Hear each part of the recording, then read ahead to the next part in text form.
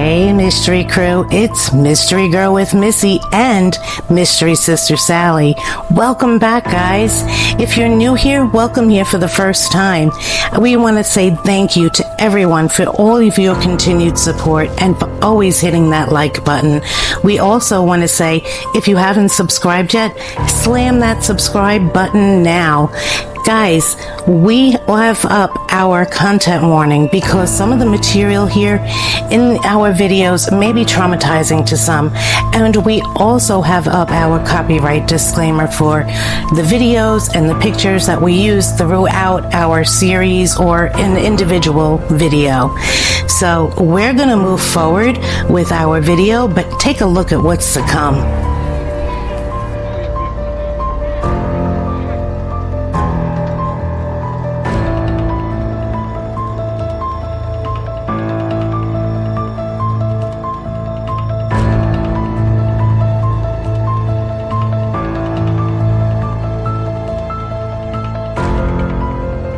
Hey Mystery Crew, it's Missy. I have been thinking for a few days now if I should make this video or not because it is a sensitive subject. And then I just finally got to me enough where I was like, just make the video, Missy. So there is a public figure, A.Smith, who is a ESPN sports reporter. And my husband is into sports, loves basketball.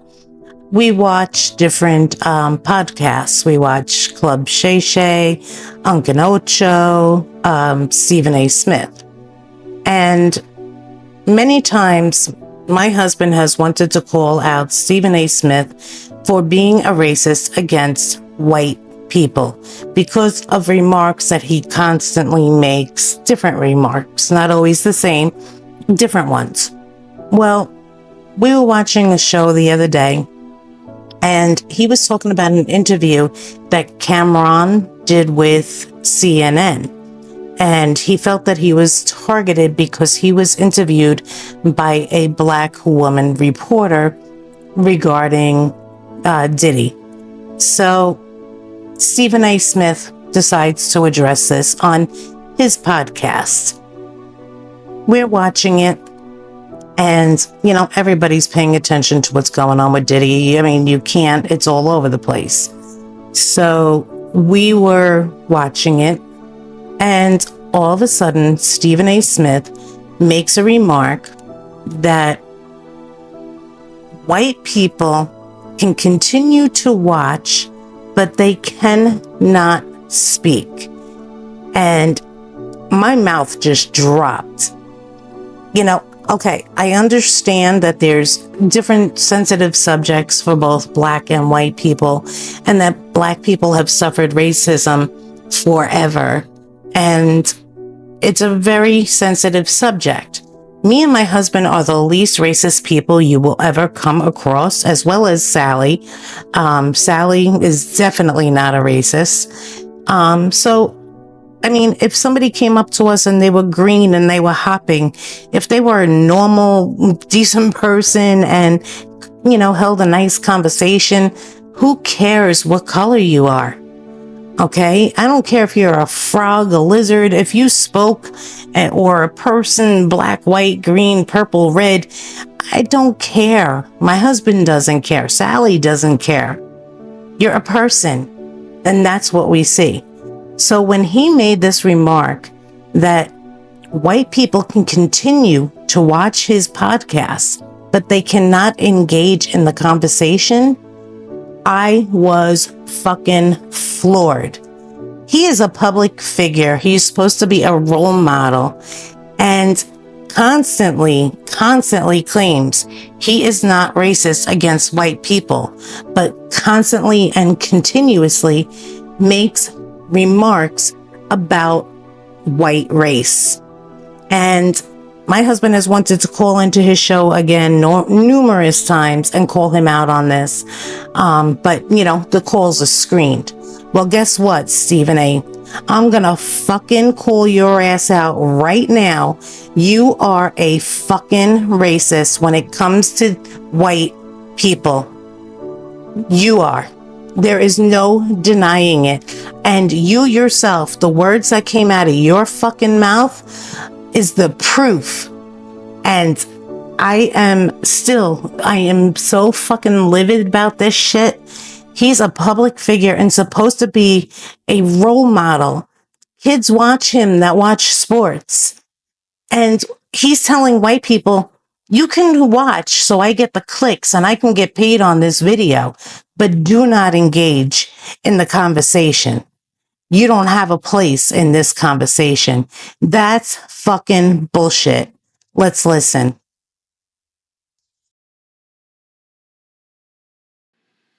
Which brings me to what I'm going to talk about next.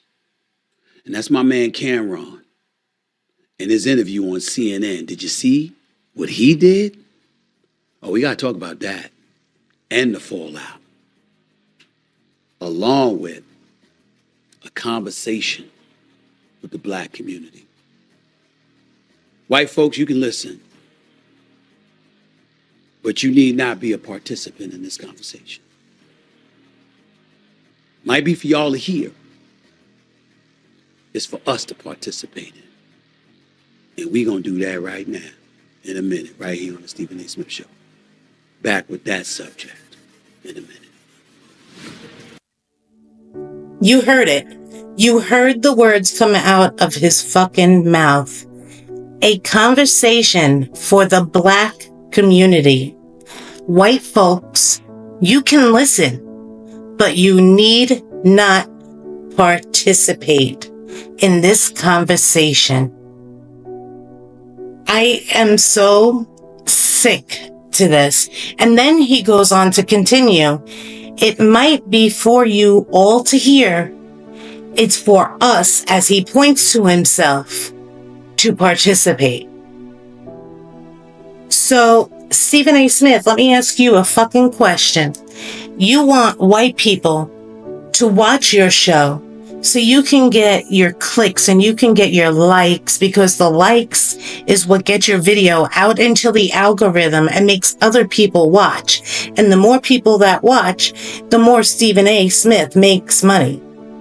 But you want the white people to watch, but don't you dare participate in the conversation.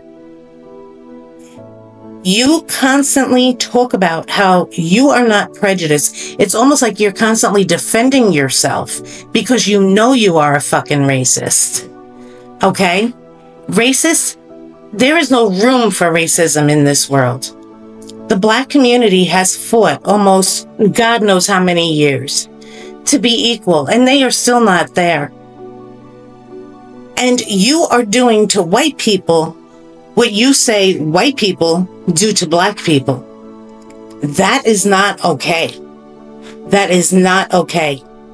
Again, you're supposed to be a role model. You are the face of ESPN. You are a sports reporter. You are at sports games. You have your own TV shows on ESPN, First Take and other ones. And you have your podcast. You should be held responsible for what you say on your podcast, and your fucking ass should be fired for saying it's okay to be racist against white people. There is, again, no room for racism in this world. I don't care what freaking color you are. I don't care what nationality you are. We're all people. And as long as you can get along, that's all that matters. When I'm talking to someone, I don't look at them and say, oh, your face is half black, half green. I can't talk to you. Or your face is half white, half black. I can't talk to you. Or your face is white. I can't talk to you. Your face is black. I can't talk to you. It doesn't matter. It's the person that matters. And you are an ugly person inside and out. You're supposed to be a role model. You're supposed to fight for equality as a spokesperson for ESPN. But instead, you go on your podcast and you say, again, a conversation for the black community. White folks, you can listen, but you need not be a participant in this conversation. might be for you all to hear. It's for us, as you continuously point to yourself, to participate. That is the most ugly public statement I have ever heard from someone on TV, especially someone that is a face for ESPN. That is absolutely disgusting. And then what you go on to continue to say throughout the video, trying to say things are different for blacks and whites, and that, white people don't basically suffer from domestic violence the same way that a black person does. It's absolutely sickening. Domestic violence does not know color. It does not know if you're a female or a male, because females can beat up on men too. Okay, and I know you're talking about Diddy, so it's a man, but what you say later on in the video, you're talking about black women and sisters and, sisters on the street, that they're being abused. Well, white women are being abused as well. And that goes for men, black, white, Spanish, Chinese, Japanese, I don't care. Racism does not know a race. Domestic violence does not know a race. It does not know a color, and it does not know nationality. I know two of those were the same. I'm just really pissed right now. Your ass needs to be fucking fired. Later on in this video, you're talking about how, authorities' eyes kind of turn the other way when it has something to do with a black person. Well, let me tell you something, okay? A couple of years ago, there was a white young woman, and I'm sure you don't know about this because she's a white woman. Her name was Gabby Petito. The poor young girl was happy as anything in the world, wanted to travel and explore, and she was doing it with her boyfriend. Okay, and things got bad. Brian started beating her while on vacation, and people in the street reported it. The cops pulled them over, and they stood by Brian. They stood by Brian and said that she was the abuser. Meanwhile, her face is beaten. He had a little scratch on his hand. So you know what? They separated them for the night and they let them go their own way. Gabby Petito never made it home. She was killed because cops turned their eye and stood by the white man instead of her, whose face was beaten, and the girl ended up being murdered. So domestic violence does not know a color, Stephen A. Let me educate you. Okay? Oh my goodness, you have me so pissed that you said white people need not participate, but you want us to participate and your ass fucking getting paid. You need to be fired. Let's continue with what else he had to say. Which brings me to what I'm going to talk about next. And that's my man Cameron in his interview on CNN. Did you see what he did? Oh, we got to talk about that and the fallout, along with a conversation with the black community. White folks, you can listen, but you need not be a participant in this conversation. Might be for y'all to hear. It's for us to participate in. And we're going to do that right now, in a minute, right here on the Stephen A. Smith Show. Back with that subject in a minute.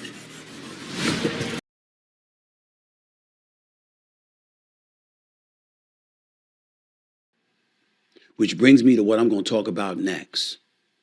And that's my man Cameron in his interview on CNN. Did you see what he did?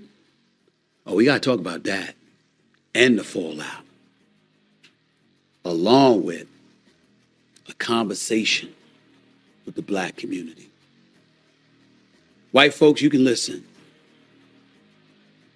but you need not be a participant in this conversation. Might be for y'all to hear.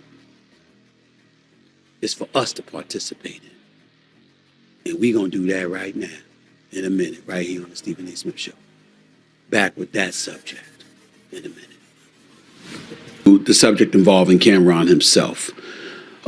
Get to him. He's a co-host of the popular podcast It Is What It Is with former bad boy rapper Mace. Cameron was asked to appear on CNN Monday night with Abby Phillip to discuss the Diddy case, and the interview, shall we say, went off the rails. Cam clearly was not interested in answering any questions on Diddy and wound up promoting a libido drink himself. He's got a libido drink out that's actually doing very, very well from what I hear, so major props to him for that. Anyway, the incident blew up social media, and Cameron took time to address the backlash yesterday on his podcast with Mace. But you know what else happened? A mutual friend of both myself and Cameron defended his actions on CNN Monday night. Let me play that for you. CNN don't care nothing about Cam. They don't care nothing about what he got going on, him and Mace's successes, what his businesses are doing and how they're elevating. They wouldn't have invited him on that to champion him and champion what he got going on. They brought him on there to further continue to kick and stomp on a man who's already down and defeated, bleeding out the mouth, eyes, and both ears. They wanted him to continue doing that. And when he didn't do it, or should I say, when they attempted to do it, it backfired. And again, a lot of people feel away because, a sister was attached to it, but she was being used. A black woman talking to a black man to continue the beatdown of another black man. That's ratings for them. I disagree with him. I disagree with my man Shabazz. But before we go any further, and I get deeper into this subject, let me say something to y'all. I might disagree, or I might want to tweak what should have been said, or whatever the case may be. What you're not going to hear me doing on this show is disrespecting those brothers. First of all, they both my brothers. I'm friends with Cameron. Shabazz and I go back decades. It's my dog. Love him to death. That's why I played that for y'all. I wanted to give him some camera time. That's my man.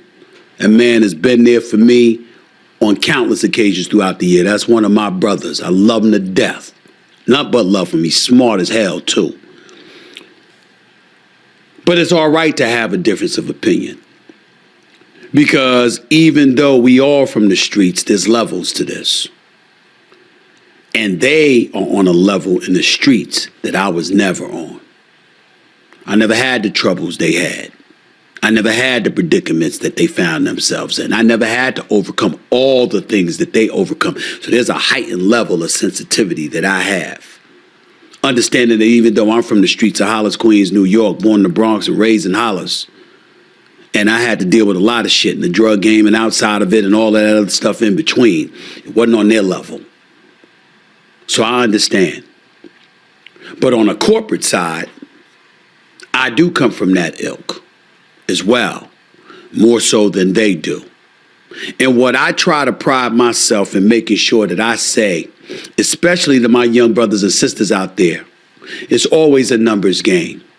And we always have to play the numbers game. No matter how we want to act otherwise, it's a fact. And I get sick and tired of our community ignoring that. Black folks make up 13.6% of the American population. Although we're not a minority in this world, we're a minority in this country. And the opportunities that come now our way are few and far between. And far more challenges and obstacles accompany us than accompanies white folks. How many times have you seen me on this podcast and various other platforms saying when white folks catch a cold, black folks catch pneumonia? It's always worse for us.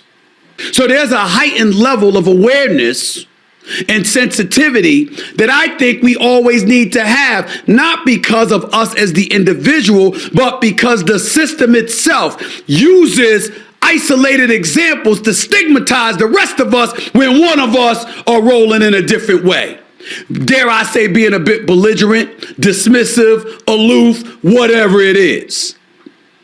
Cameron, a real one, from Harlem. Abby Phillip met a different cat. Now, she met a different cat that she's not familiar with. I'm familiar with it. Shabazz is familiar with it. The streets is familiar with who Cameron is and how he rolls. Go back and look at his interview on 60 Minutes around 2007 or so. Go look at his interview with Dame Dash when they were both on a no spin zone with Bill O'Reilly. That, what you saw with Cameron on CNN the other day was not new. Was not new. When he's sitting there drinking his drink, I don't know whether it was an energy drink or his libido drink. Knowing him, it could have been both. I ain't mad at him. Hell, I want to know what that drink is. My point to you, however, is this. He veered away from it. You drinking, you gonna look away, ask what agency booked the interview and all of that other stuff. You got on the hat, you got on the shades. It's not the suited and booted Cameron we see on It Is What It Is sometimes. Suited and booted, tie, looking crisp, sharp, looking at corporate America, damn near looking like he ready to walk on Wall Street. Wasn't that dude? It was that dude. It was Killer Cam we see from Harlem. Now, I don't have a problem with it. And I know he don't have a problem with it because let me come to Cam's defense by saying this. He ain't trying to be in every room. He ain't trying to be in the streets 1 minute and you know, corporate America the next. He knows who his audience is. He knows what he's comfortable with.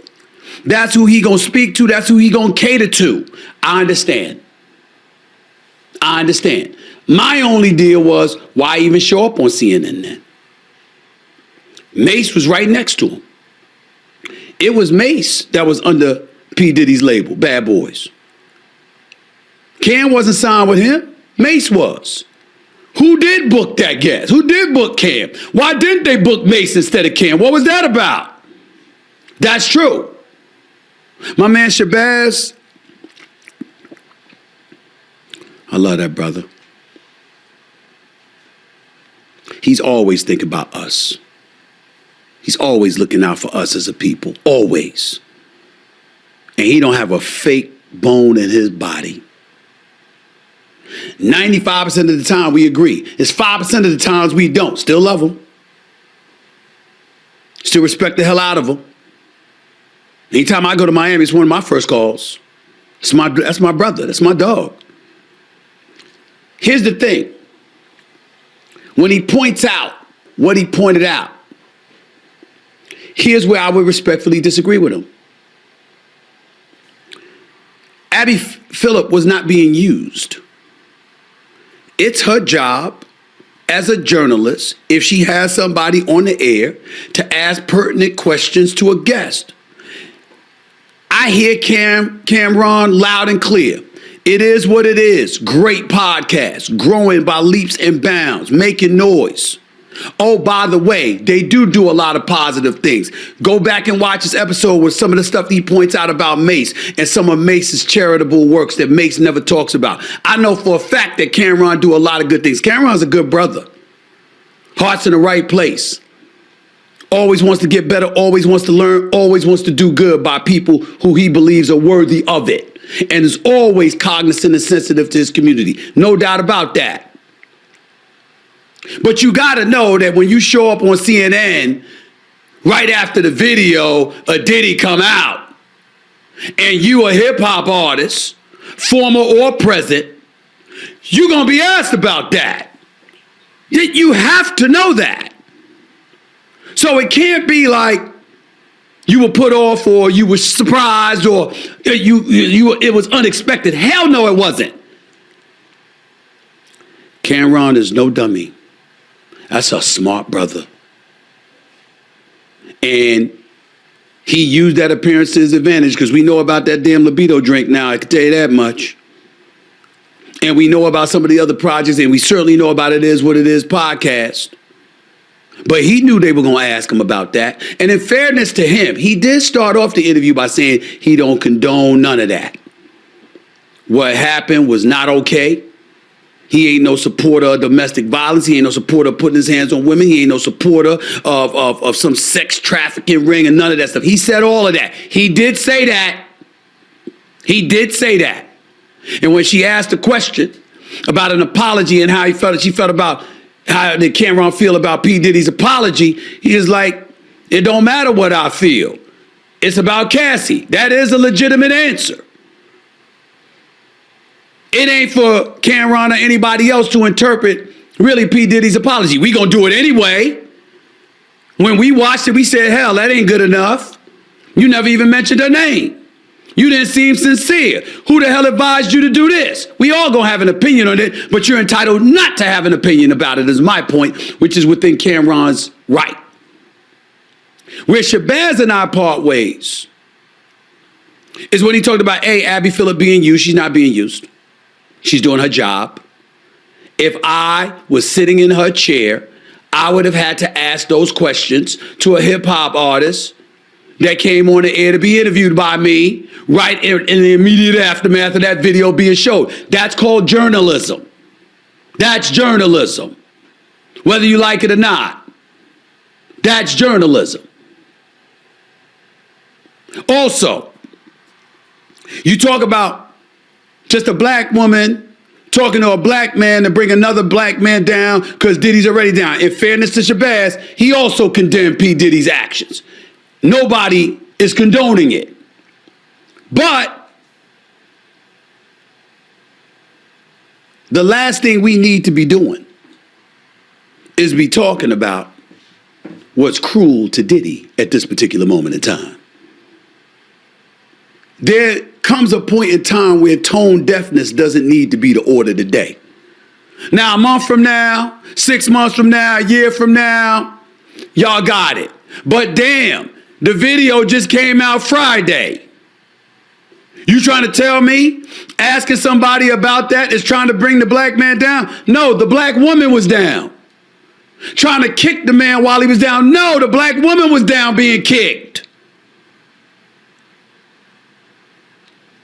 And I know Shabazz knows this, and I know Cameron knows that. Now, you have certain people that'll look at it and they'll go like this. Nah, man, bump that. Hell with all of that. Just like I said the other day, they'd be like this. Where's the video of the white man? And that's why I brought up Scottie Scheffler, the #1 golfer in the world. Where's that damn body cam video? Oh, conveniently that's turned off. See, that's what pisses us off. Because you see the discrepancy. Now, that's not always factual because there's plenty of incriminating videos of white people that are circulated out there. That is true. But when you don't see that incriminating video, and then all of a sudden, a black man like P. Diddy gets caught on video with all of that stuff, of course, your antennas are going to get raised. But in the end, ladies and gentlemen, we can't look at him like he's the victim. Not when he flagrantly victimized another human being who was on the floor lying defenseless and still and didn't do anything to push back. Didn't swing, didn't grab, didn't scratch, didn't throw anything, nothing. She just lied there. And by the way, last nugget of intel, the very thing he apologized for is the very thing he flagrantly, adamantly, emphatically denied this past December. Like literally verbatim. Lie, lie, lie, lie, lie. That's a lie, that's a lie, that's a lie. When it was the truth. So when that happens,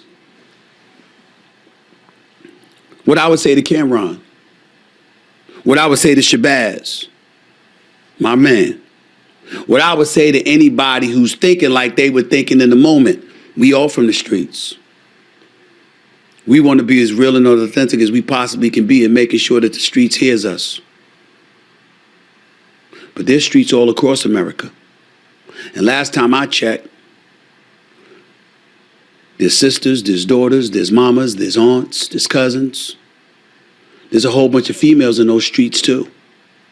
We don't want them treated like that, which I know those brothers know. And I would ask you to defer back to Spock on Star Trek. I'm being serious here, even though that sounds funny. Remember the movie Star Trek? When he goes up in there and he got to save the ship. Because Scotty's screaming, we're losing power, Captain, we're losing power. Remember that? And all that damn radiation and all that stuff. And he got to go in there and to save them. And like, why? Captain Girl, like, why? Why would you do this? Like the lives of the many outweighs the lives of the few. Where am I going with this? It's very simple. P. Diddy did that shit. Not black men. Not the hood. Not the streets. No, that's his ass. He did that shit. I don't believe Cameron would ever do that, nor condone it. I don't believe my man Shabazz would ever do that, nor condone it. You know I would never do that. I wouldn't associate myself with people who do that. Mistakes happen. Conflict and altercations happen. We don't see much like that. And in the moment that happens, that takes precedent. Every time we aim in a different direction, you might have a few who are like, yeah, that's the way to go. But understand something. When you have the power to influence the minds and the hearts of so many others, like Cameron does, like I do, like many, many others, like my man Shabazz does with anybody that talks to him because he's a brilliant brother. Understand that the platforms that we have are not accorded to everybody. No matter how many podcasts you see out there, how many people you think with their own media company, their own podcast, whatever, everybody don't have a voice. We want to act like we can say and do whatever we want, when we want to, how we want to do it. I tell this to my producer Sherry all the time. We want to act like we could do whatever we want, when we want, how we want, whenever we damn well please. But we got our hands out for somebody else's money. Capitulation is the order of the day. It could be an employer. It can be endorsers. It could be sponsors. It could be anybody. Nothing is free. And nothing gets done without the help of others. And in order to receive that help, a lot more often than not, you have to be worthy. So let's highlight what's unworthy. Let's highlight the shit we cannot condone happening. To use it as a dissuasive measure and a dissuasive force to eradicate that shit from ever happening again. You know what I'm willing to say right here on the record? Do I believe that's the only time P. Diddy did some shit like that? No, I don't. Do I believe after this video has come out that that's the last time he'll ever do some shit like that? Yes, I do. He might not have been willing to listen to anybody before. He might have did what he wanted to do, when he wanted to do it, how he wanted to do it, to whoever he damn well pleased before. How much you want to make a bet that's not the case now? That's because collective condemnation has kicked in, where there are no defenders. And for the record, ladies and gentlemen, Cameron was not defending him. Shabazz is not defending him. That is not what I'm saying. What I'm saying is that argument about black folks tearing down black folks and all that stuff. There are certain moments in life where that shit does not apply. This is one of those times. This is one of those times you got to stand back and be like, damn, I am sick and tired of black men being demonized and villainized and castigated, etc., etc. But I'll be damned if this ain't one of those times that I don't need to be making that damn argument. This is just not that time. Not over this. This ain't a dude having an attitude and acting up in front of the camera because of, a sponsor or because of NBA fine or a suspension or something like that. Or an NFL player getting into some shit with his coach or whatever. This ain't something like that.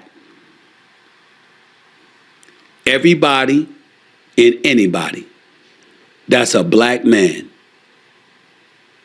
that loves women, especially his black sisters, know good and damn well that if that man had done that to a woman you loved and you cared about, you'd be ready to kill him. That's the point. That's the point. Outside of that, please go and watch Cameron on It Is What It Is podcast. He does a great job. I'm proud of him. Proud to call him a friend and a brother. We talk all the time. We talked about this. My man Shabazz, he knows. It's all love. I'm about to see him next week, or the week after, when I get down to Miami. That's my dog. I love him to death. Just understand, that's what makes us stronger as a brotherhood. We can have different opinions and be respectful about it because we got love for one another. That's what it's all about. Let me get to your tweets before I get on out of here for the day. So, Mystery Crew, there you have it. What do you think? I mean, wasn't that absolutely disgusting? Somebody at his level of celebrity is out there saying that white people need not participate. Absolutely sickening. I can't believe that those words came out of his mouth.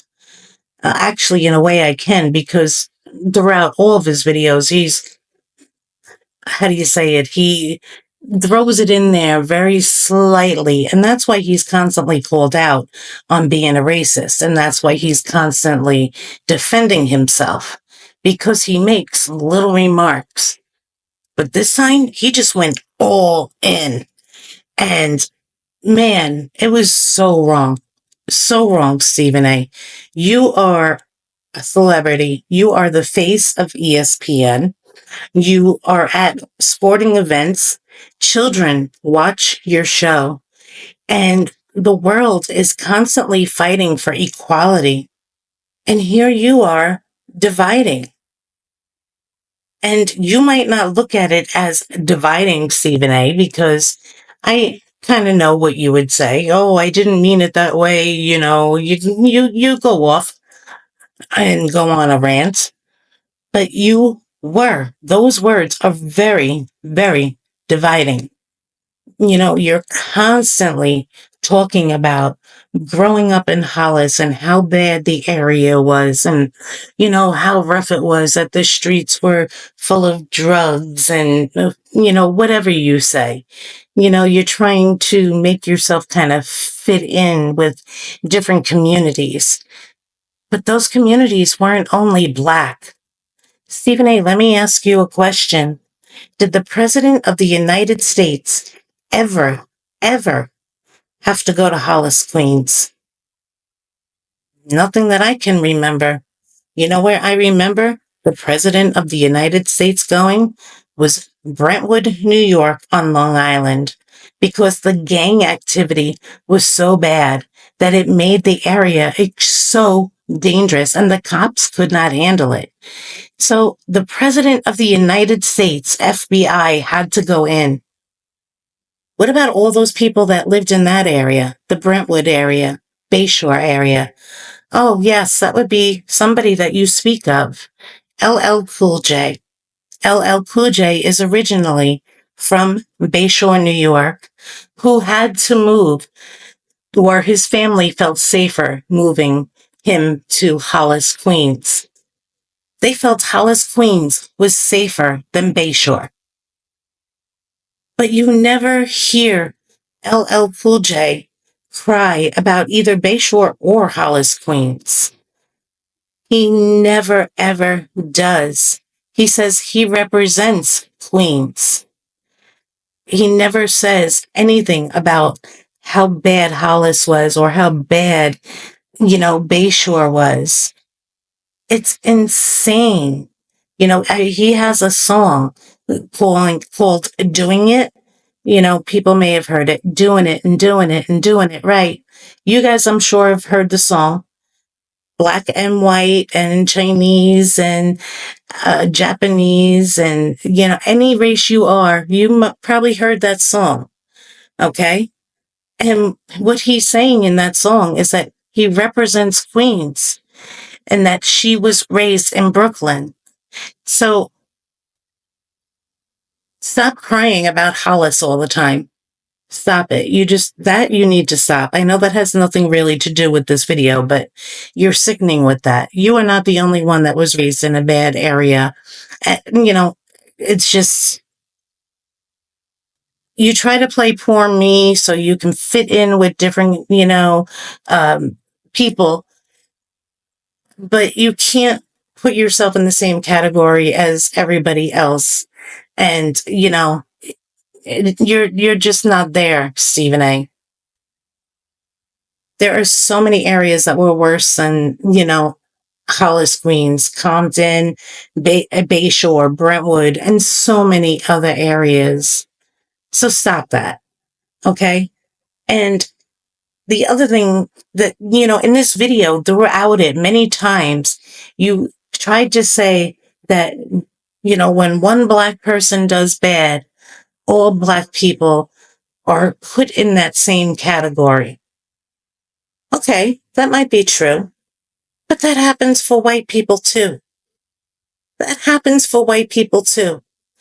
You're talking about Diddy and, how he beat this poor woman. And it was disgraceful. But yes, he's a Black man, but it doesn't mean that every Black man beats their woman. Okay? It does not mean that white men don't beat their women. Because there's two sitting in jail right now that I can think of off the top of my head, and that would be Drew Peterson and Scott Peterson, not related. But not only did they beat their women, they killed them. They're no longer here. Poor Lacey Peterson was just about to give birth and disappeared Christmas morning. That's a white woman. And then there was this beautiful young woman who I spoke of earlier. Okay? Out, checking out the mountains, cross country with her boyfriend, Brian Laundrie. They get pulled over because somebody reported, well, few people actually reported, seeing the man hit the woman. And because he had a little scratch on him, she was actually going to go to jail for abuse while she sat there with her face beaten. And he had a little scratch. So what did the cops do? They turned their head and they separated them for the night. And what happened next? She was killed. So don't say that cops turn their head only when, white people do bad. Their, body cameras go off not to show it, because that shit ain't true. And the Gabby Petito case is definitely an example of that. You could see it all, but I don't know, you might not have watched it, Stephen A., because she's a white woman. What you said in this video was the most disgusting thing I have ever seen a celebrity say. And yes, it's your podcast. You're allowed to say what you want, but you're held to a higher standard. Your viewers watch you on ESPN. They might sit down to watch your show with their children. Should children really be hearing white people cannot engage in the conversation? They're not allowed to participate? Coming from the mouth of Stephen A.Smith, the sports reporter that they watch after a basketball game or a hockey game. Seriously, Stephen A., what you said in this video was disgusting, and I'm not trying to defame you in any way. I'm not trying to defame you at all, but I am calling you out on being a racist against white people because you have done it so many times. And then you defend yourself and you try to get away with it. But this one, ESPN needs to look at, and you need to lose your job, because I have seen other reporters on ESPN lose their job for much less. This is absolutely not acceptable. Instead of using your platform to bring a separated community and world together. You just use it to separate it. Do you realize that, Stephen A? Think about that for a second. Is that okay? That you, as a public figure, literally, in this video, separated black from white, something that has been going on for centuries. Just like, when Rosa Parks got on the bus, was it okay for a white man to tell her to sit in the back of the bus? No, it's not the same level. And I know that. I'm so proud of that woman for standing up. But in a lot of ways, what you did with your words were similar. Words hurt, Stephen A. Okay? You have kids in school that are going to school with mixed races.